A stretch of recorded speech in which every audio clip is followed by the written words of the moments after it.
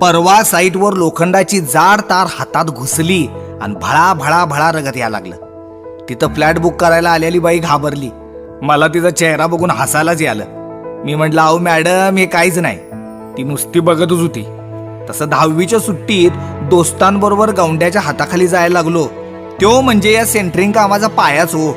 इटा द्यायच्या, सिमेंट वाळूच्या पाट्या उचलायच्या आणि कसं करत्यात ते नुसतं बघायचं. आठवड्याचा पगार बुधवारी. मग काही चैनीच की, कशाला पुढचं शिकतोय. इकडं आईबाच्या आयुष्यालाच वळंबा नाही, आमची कुठनं मापाटेपात असणार. तसा गल्लीत कधीतरी एखादा इंजिनियर नाही तर ऑफिसर झाला की गाव जेवणात वाढायला आम्हीच पुढं आणि रात्री गुत्त्यावर ढोसायला.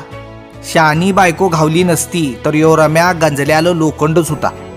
आमचं लगीन झालं की नाही तेव्हा ही बायको मीना हो 13वीला का काय होती बघा. तिनं या रम्याच्या खडखडीत वागण्यावर सप्पाई गिलावा केला. पुढं गौंड्याचं काम सोडून मिस्त्रीचं काम शिकलो. मीना पण एका दवाखान्यात कामाला लागली. आता दारू मावा सगळं सोडलोय. पौर्णिमेला बायको बरोबर मायका चिंचणीला जातोय आणि बायकोच्या वळंब्यानं आमच्या जगण्याचा एक एक मजला अगदी मापात होताना बघतोय बघा.